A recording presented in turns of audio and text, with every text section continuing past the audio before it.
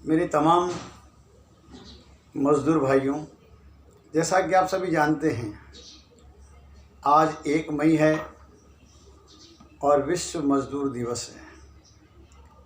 मेरे तमाम उन मज़दूर भाइयों को मैं अपनी ओर से मंगलमय शुभकामनाएं संप्रेषित करता हूँ।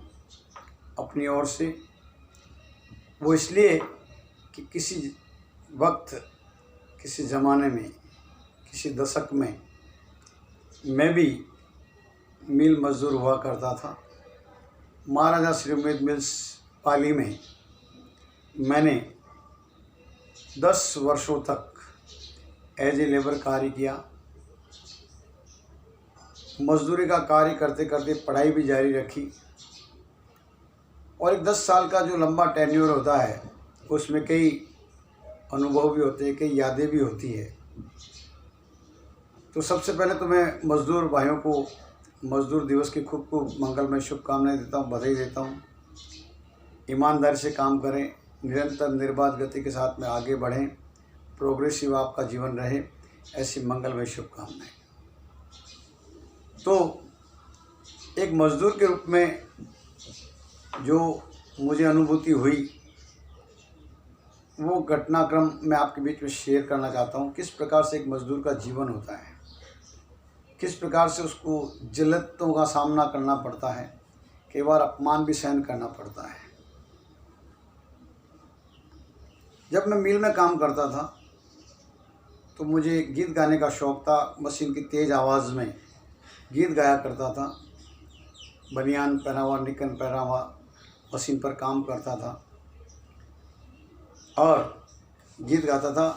और आसमानी रंग का एक कलर केमिकल का जो डब्बा होता था उस पर कपड़ा बिछा के जब मशीन चल रही होती तो कई बार उस पर बैठ भी जाया करता था। ऐसे में सुपरवाइज़र, मैं नाम नहीं लूँगा उनका,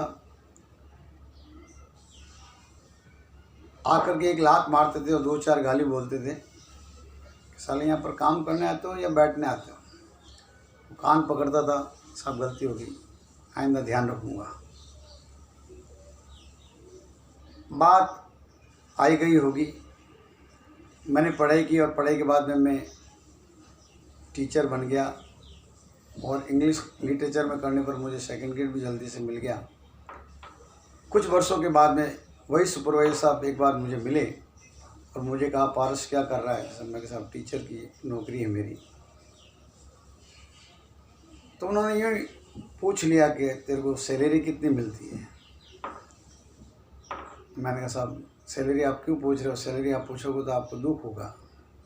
कहने नहीं, बता सही तेरे को कितना पेमेंट मिलता है। आप यकीन मानिए, जब मैंने उनको अपनी सैलरी बताई तो उनकी आंखें भर आई। मैंने कहा, साहब I am getting at least 36,000 rupees per month, यानी मुझे 36,000 रुपये मिल रहे हैं। और उन सुपरवाइजर साहब को जो डब्बे पे लात मारा करते थे, डब्बे लात मारते थे, उनको जब मैंने अपनी सैलरी बताई तो उनको 6,000 ही मिलते थे। कहा, यार मेरे को तो 6,000 रुपये ही मिलते हैं, मैंने तेरे साथ बड़ा जुल्म किया, तो बैठा रहता था डब्बे पे, तो मैं डब्बे पे लात मार दिया करता था तो भी तू कुछ नहीं बोलता था। मैंने कहा, साहब ये मेरा वक्त था, वक्त को नमस्कार है। दुनिया में सिकंदर कोई नहीं, वक्त सिकंदर होता है। इसी प्रकार से जब मिल में कभी एडवांस, जिसको कहते हैं मिल मजदूर की भाषा में जिसको खर्ची कहते हैं, एडवांस रकम लेते हैं। तो जैसे 100 रुपये अपने को चाहिए तो अपन कहते हैं, साहब 100 रुपये दे दो। उसको फिर जब सैलरी मिलती तो उसमें से कट जाते हैं। तो मैं जब 100 रुपये मांगा करता था तो जो खर्ची देने वाले बाबूजी होते थे, वो 50 लेना हो तो ले, नहीं तो यहाँ से रवाना बढ़।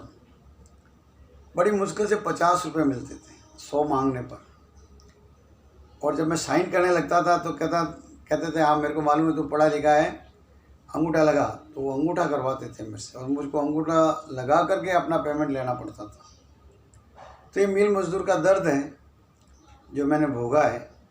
लेकिन माँ सरस्वती की कृपा रही, मेरे माता पिता का आशीर्वाद रहा, यार दोस्तों की दुआएं रही कि मैं प्रोग्रेसिव हुआ। 1 विषय नहीं, 2 विषय नहीं, 3 विषय नहीं, 4 विषय नहीं, 5-5 विषय में मैंने MA किया और फर्स्ट ग्रेड की जॉब से मैं रिटायर्ड हुआ। तो मेरे मज़दूर भाइयों को मैं बस यही कहना चाहता हूँ कि आदमी अगर लगन और मेहनत से और ईमानदारी से काम करता रहे और अपने लक्ष्य की ओर चलता जाए तो कोई ऐसी बड़ी बात नहीं है कि वो अपना लक्ष्य अर्जित नहीं कर सके। मैं आपको भी इस माध्यम से कहना चाहता हूँ, जो भी मिल मज़दूर मेरे भाई हैं, मेरे मिल मज़दूर भाई बहन हैं, उनसे कहना चाहता हूँ कि आप अपने बच्चों को खूब पढ़ाएं, क्योंकि जितना अधिक आप बच्चों को शिक्षा देंगे, उनको आगे पढ़ाएंगे, उतना ही आपका जीवन जो है विकसित होगा, आपके जीवन के तमाम कष्ट दूर होंगे। उस ज़माने के मेरे कुछ मिल मज़दूर साथियों को भी मैं याद करना चाहूँगा इस मौके पर, जो कई बड़ी बड़ी पोस्टों से सेवानिवृत्त हो चुके हैं, जिनमें एन के राजा साहब जो बांगड़ स्कूल के प्रिंसिपल रहे, वो भी मिल में मजदूरी किए हुए हैं। मेरा परम मित्र प्यारे खान पठान जो अब नोटरी वकील है कोर्ट में, भाई हरिराम जी नेहरा जो कोर्ट में वकील है, भाई जुंजाराम परमार वो भी कोर्ट में वकील है, मिस्टर राम प्रकाश राही जो रेलवे में गार्ड के पद से रिटायर्ड हुआ है, और मैं पारस भाटी अंजना जो लेक्चरर से स्कूल एजुकेशन में इंग्लिश विषय में लेक्चरर से मैं रिटायर्ड हुआ। तो मेरे कहने का मतलब यह है कि सब कुछ पढ़ाई में आप अगर जोड़ देंगे, आपके बच्चे, आपकी आने वाली पीढ़ी आपके दुख दर्द को दूर कर देंगे। आपने तो अपना जैसा तैसा जीवन है वो चला लिया है, और हम आपके प्रति सहानुभूति रखते हैं कि मजदूर का जीवन कैसा होता है ये हम महसूस करते हैं। लेकिन आप अपने बच्चों को अवश्य पढ़ाएं ताकि आने वाले समय में वो जोरदार कीर्तिमान बनाएं। आओ हम सब कस्में खाएं, ज्ञान की गंगा घर घर लाएं, अंधकार को दूर भगाएं करके नया प्रकाश। तमाम मजदूर भाइयों को पारस भाटी अंजना का नमस्कार। एक मजदूर होने के नाते मैंने जो कष्टों का निर्वहन किया है, कष्ट झेले हैं, वो कुछ मैंने आपके साथ शेयर किए हैं। वक्त निकल जाएगा और पुनः आपके जीवन में खुशी का संचार हो जाएगा, तो आप भी अपने बच्चों को ज़्यादा से ज़्यादा शिक्षा देकर के उन्हें आगे बढ़ाएं। बहुत बहुत धन्यवाद। मजदूर एकता जिंदाबाद। मैंने लाल बावटे की जय हो खूब नारे लगाए हैं, मजदूर एकता जिंदाबाद के नारे लगाए हैं। तमाम मजदूर भाइयों को मेरी ओर से मंगलमय शुभकामना। Thank you.